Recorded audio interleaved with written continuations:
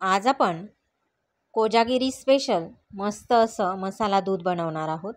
दूध न आटवता असं दाटसर मसाला दूध आज आपण बनवणार आहोत आणि अगदी सोप्या पद्धतीने कमीत कमी साहित्याचा वापर करून एकदम छान मसाला दूध बनवूया, जे तुमचं कायमस्वरूपी लक्षात राहील आणि तुम्ही नेहमी अशाच पद्धतीने दूध बनवत जाल।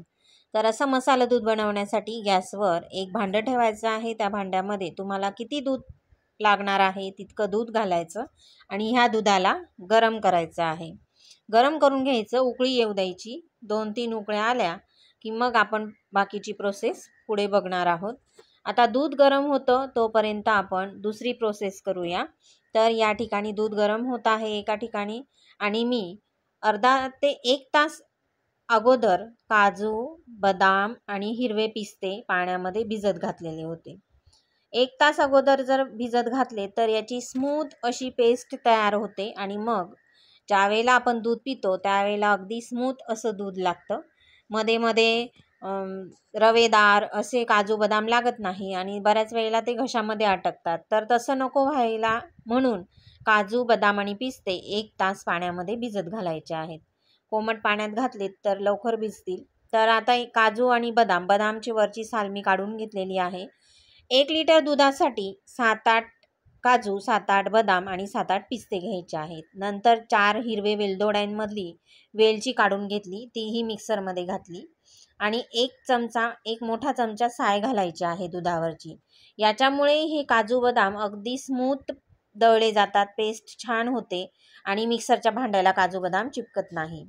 तर मी 1-2दा फिरवलं साय घातल्यानंतर आणि थोडंसं गरम दूध घातलं। गरम दूध घातलं की मिक्सरला अजिबात काही चिपकत नाही, सगळं जे आपली पेस्ट आहे ती व्यवस्थित बाहेर निघून जाते। तर मग अशी आयडिया आहे, तर तुम्ही पण नक्की वापरा, तर तुमचं दूध पण खूप छान तयार होईल। आता आपण जे साहित्य बारीक करतो तोपर्यंत दूध जे आहे ते मस्त उकळलेलं आहे, 4-5 उकळ्या आलेल्या आहेत। आता लगेच आपल्याला मिक्सरमध्ये जी आपण पेस्ट तयार करून घेतली काजू बदामची ती घालूया आणि आता हे दूध पुन्हा पेस्ट घातल्यानंतर थोडंसं उकळून घ्यायचं 3-4 उकळी येईपर्यंत। हे घातल्यानंतर अगदी दाटसरपणा येतो दुधाला, आटवायची थोडीही गरज पडत नाही। दूध आटवायचं नाही, असंच दूध अगदी मस्त लागतं। केसर न घालता चिमूटभर हळद घालायची। हळद ही आरोग्यासाठी खूप चांगली असते।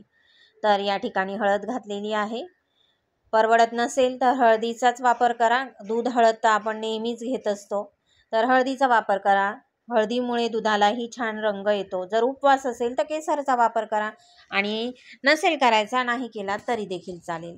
आता आवडीप्रमाणे साखर घालायची आहे, तर मी साखर घातलेली आहे 4-5 चमचे। 1 लिटर दूध आहे माझं, 4-5 चमचे साखर घातलेली आहे। दूध गोडच असतं त्याच्यामुळे खूप साखर घालायची गरज पडत नाही। आता पुन्हा साखर घातल्यानंतर 1-2 उकळी येऊ देऊ आणि मग सगळ्यात शेवटी आता आपल्याला याच्यात घालायचं आहे ते म्हणजे जायफळ। आता जायफळ घातल्यामुळे झोपही छान लागते, मस्त गार झोप लागते।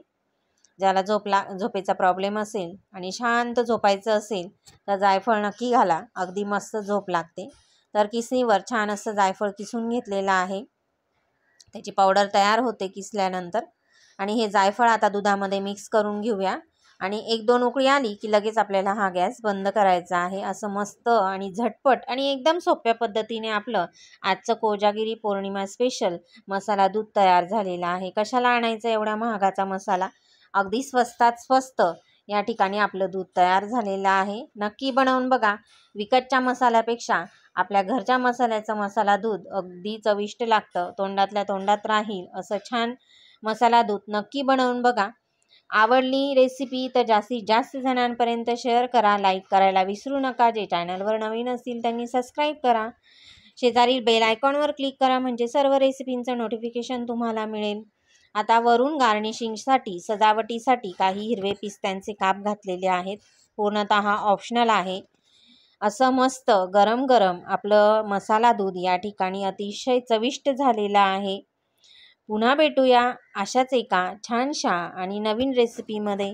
वेळात वेळ काढून माझी रेसिपी बघितली त्याबद्दल तुम्हा सर्वांचे धन्यवाद।